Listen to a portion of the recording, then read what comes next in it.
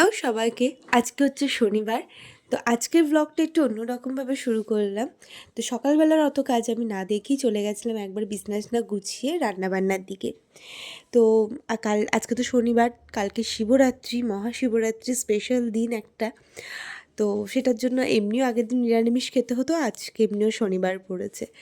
আর এই দেখো, এটা আমার কিচেন, ছোট্টখাট্ট করে কিচেনটা। কেমন লাগছে অবশ্যই কিন্তু জানিও। একদম ছোট সরু হয়ে গেছে।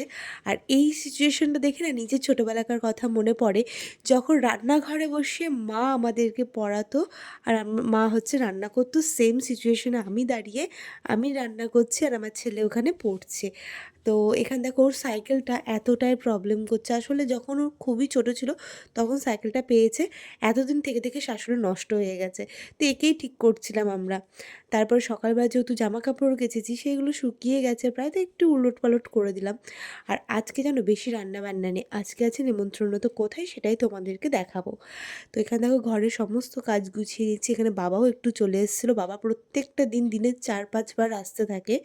তো এইটা জানো, ভুজিয়াটা না, ছোলার ডালের ভুজিয়া, বিশ্বাস করো এতটা টেস্টি লাগে না খেতে, খুব ভালো লাগে। তো এখানে আমি বাবা চলে গেছিলো, তারপরে একটু ঘরটা মুছে নিলাম, কারণ সবাই ছিল বলে ঘরটা মুছতে পারছিলাম না আমি। কারণ আমার একটু মানে বলে না, একটু প্যানিক গ্রোস, মানে মানে খুঁতখুত করি আমি, যে পায়ে পায়ে সবাই ঘুরবে। তো তাই জন্য আমি পরে মুছে নিয়েছি ঘর।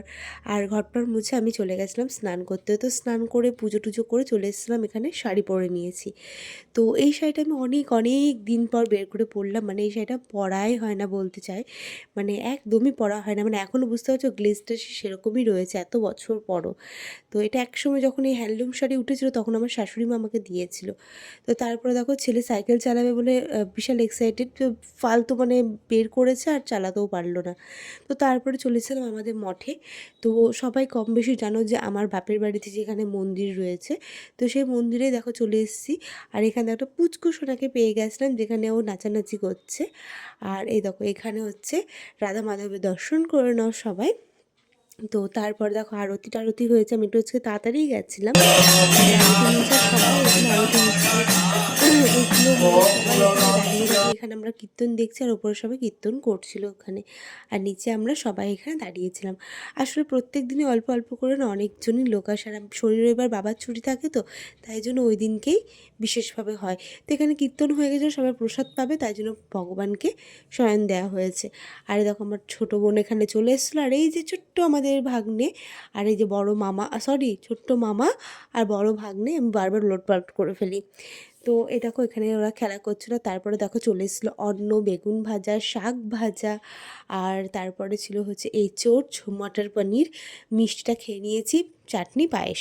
তো এই দিনটা বাড়িতে এসে এতটা বড় সারপ্রাইজ পাবো এটা ভাবতে পারিনি। চকলেট ছিল আর একটা গিফট ছিল। তো thank you, thank you, thank you, thank you ভাবি, এত ভালো গিফট দেওয়ার জন্য। এত সারপ্রাইজ হয়ে গেছিলাম আমি পুরো বাড়িতে এসে, এত সুন্দর গিফট দিয়েছে আমার।